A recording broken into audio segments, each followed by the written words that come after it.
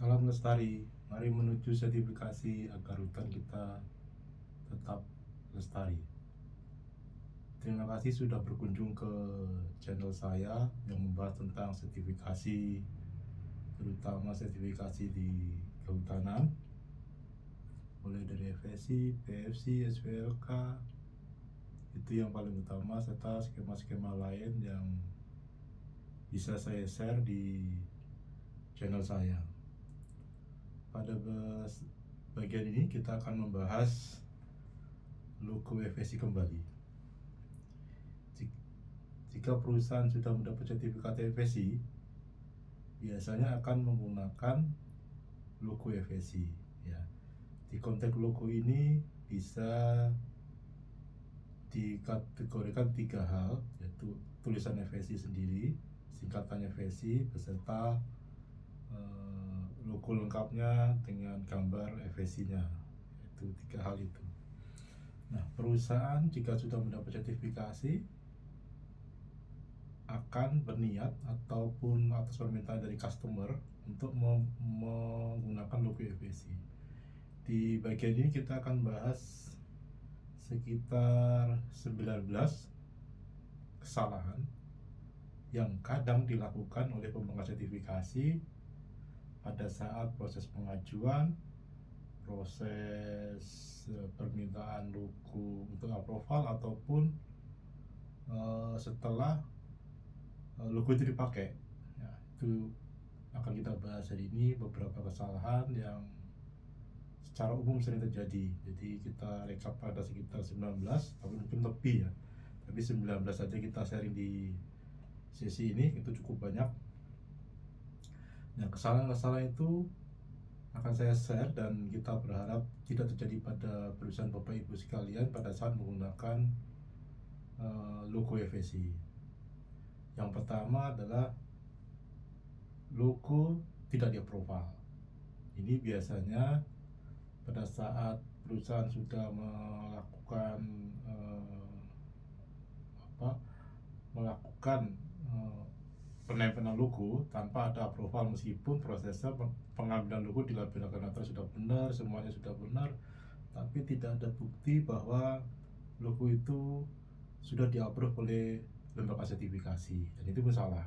Jadi karena prosedurnya harus di-approve, jadi harus dilakukan approval dulu, baru boleh dipakai baik di on product maupun off product. Jadi kesalahan ini sering timbul. Itu kesalahan pertama.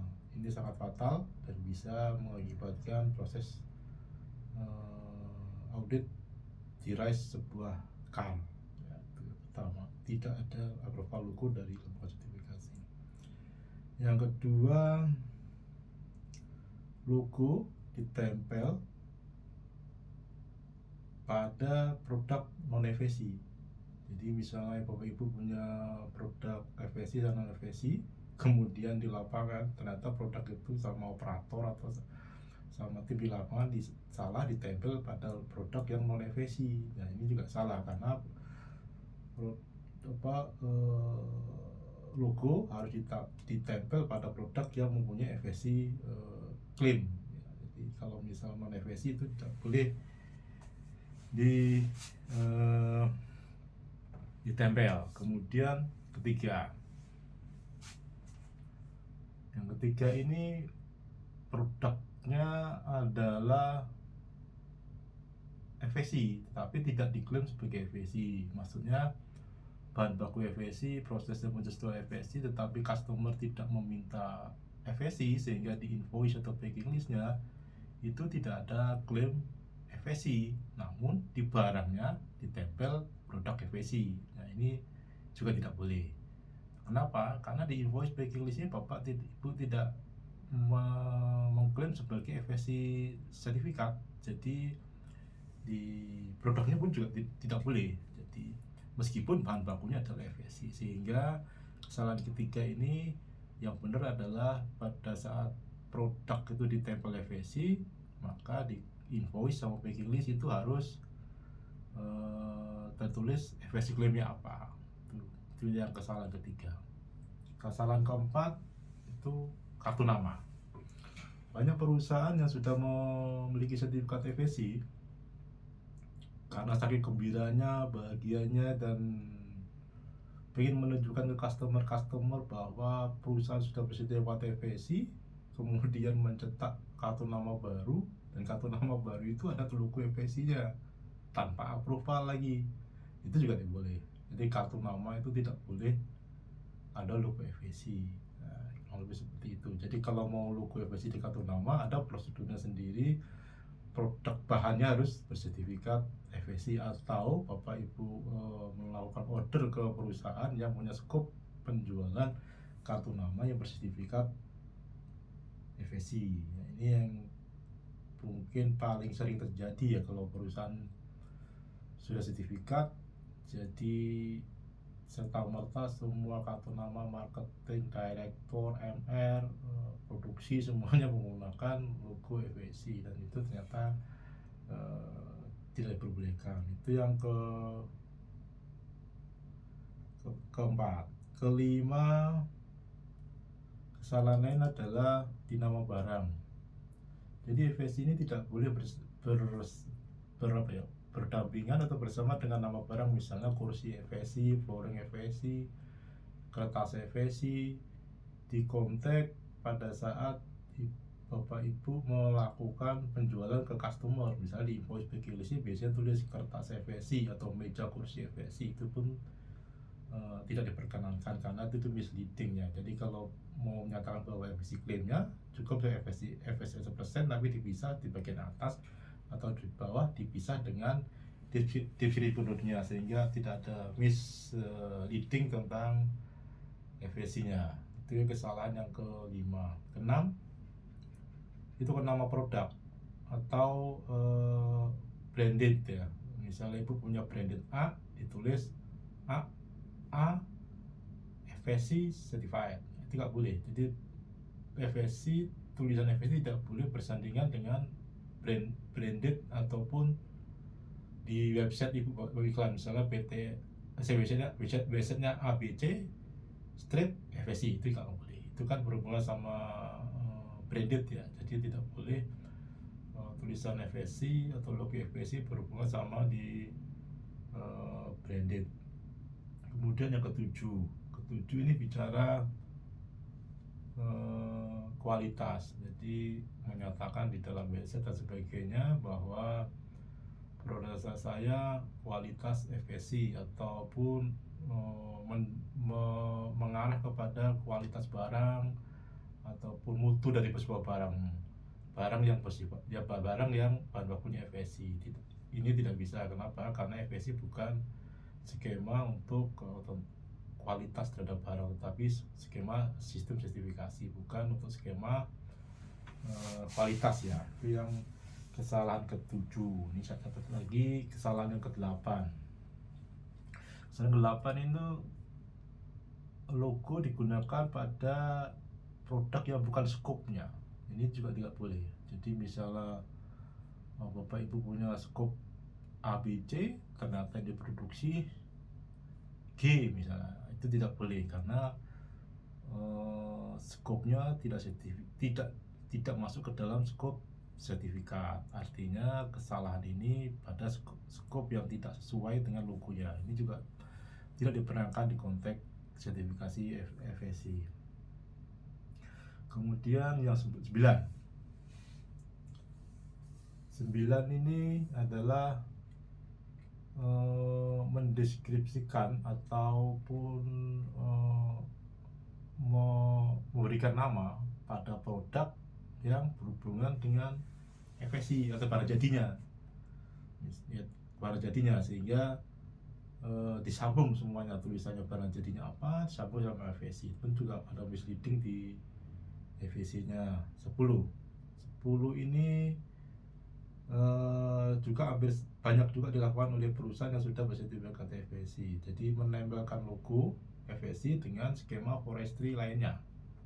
Nah, contohnya di website atau di brosur dan sebagainya, itu tulisan FSC disandingkan sama tulisan PFC atau logo FSC bersama dengan logo PFC, itu juga tidak boleh. Jadi harus memilih salah satu, mau pakai logo FSC atau pakai logo PFC. Tetapi di konteks SVLK itu masih diizinkan, logo SVLK sama logo FSC masih diizinkan karena SVLK itu mandatory. Sementara PFC, FSC adalah voluntary. Jadi Bapak Ibu harus memilih logo mana dipakai. Kan tidak bisa di dalam satu produk packaging itu ada dua logo, FSC ada, PFC ada. Itu tidak boleh. Itu akan jadi temuan di proses audit FSC-nya. Itu tadi yang ke-10. Yang ke-11. Yang ke-11 ini berhubungan sama yang pertama. Jadi kalau yang pertama kan tidak di-approval. Ini yang ke-11 ini sudah di-approval. Tapi Bapak Ibu modifikasi sendiri, misalnya ukurannya misalnya panjang kali lebar sekian-sekian, dimodifikasi, ditarik ujungnya akan berubah, atau diubah warnanya, ataupun tempatnya diganti lagi. Misalnya pertama di pojok kanan atas, kemudian digeser ke tengah. Itu kan dimodifikasi lagi oleh tim HR, di tim marketing atau tim R&D. Dan itu tidak boleh. Kalau Bapak Ibu modifikasi itu harus dilakukan proses approval ulang. Jadi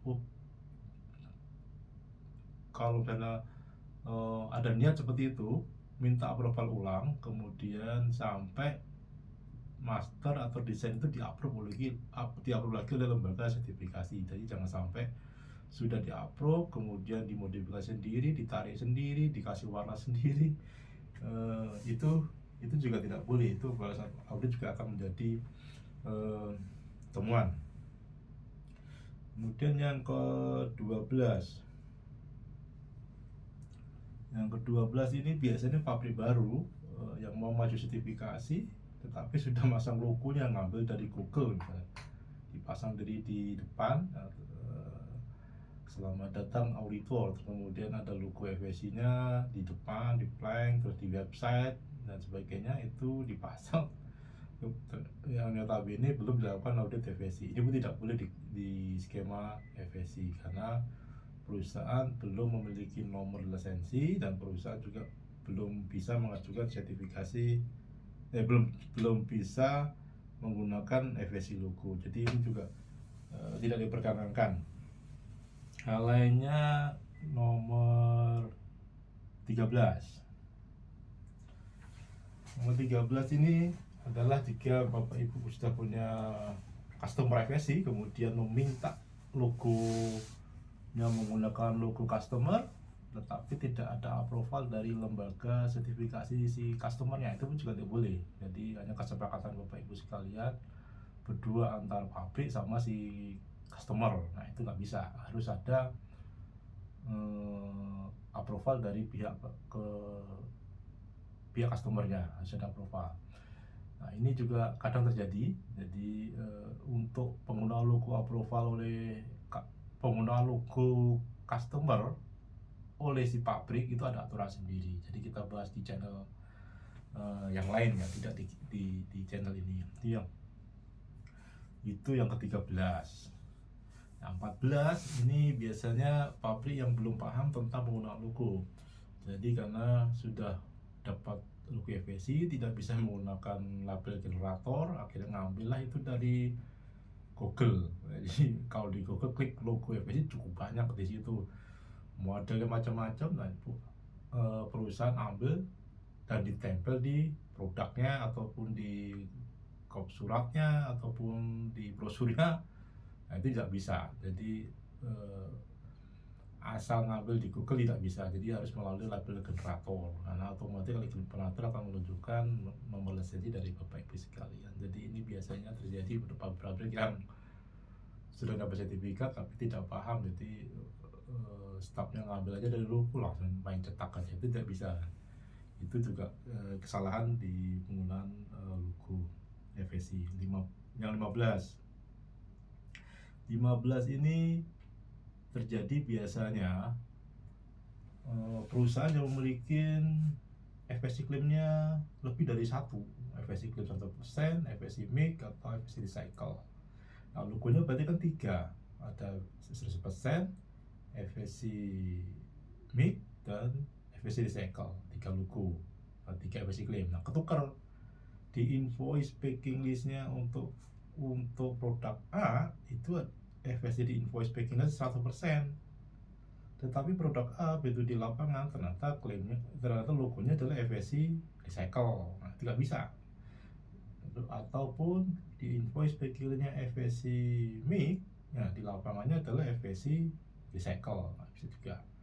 Ini termasuk kesalahan. Jadi pihak marketing sama yang di warehouse barunya ini harus saling koordinasi. Jadi dua-duanya harus match, mana yang pakai FSC 100%, mana pakai FSC MIG, mana yang pakai FSC recycle logonya. 3 logo ini harus saling connect antara FSC claim di invoice packing list sama di barang jadi, tidak boleh ketukar-tukar. Nah, kalau ketukar-tukar itu juga proses audit menjadi temuan.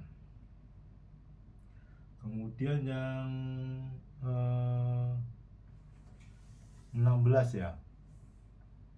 16 ini berhubungan sama negara di mana produk itu didistribusikan. Kalau logo FSC kan ada R sama TM. Nah, itu akan mereferensi ke tiap negara, di mana negara itu akan dilakukan distribusi terhadap produk FSC tersebut. Kalau Indonesia sudah R, jadi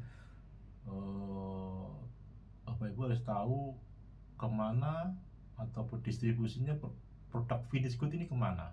Nah, itu harus dicek di standarnya, apakah ke Indonesia atau ke Malaysia atau ke Australia atau New Zealand. Nah, di negara tersebut itu produknya sudah kategori R atau masih TM. Nah, itu dicek di standar sudah ada. Jadi di standar itu akan cukup jelas negara mana aja sudah R, negara mana saja sudah TM. Nah, ini biasanya pada saat pengajuan logo itu tidak dikasih tahu, sehingga dari pihak lembaga sertifikasi approve aja, namun ternyata bisa salah, karena negara Indonesia sudah R misalnya, tapi ditulis itu TM. Nah, itu juga kadang terjadi karena tidak mengetahui tentang standar bagaimana TM sama R di tiap-tiap negara, jadi beda-beda. Itu yang kesalahan yang nomor 16. Nomor 17 ini kesalahannya adalah logonya tidak update terhadap standar.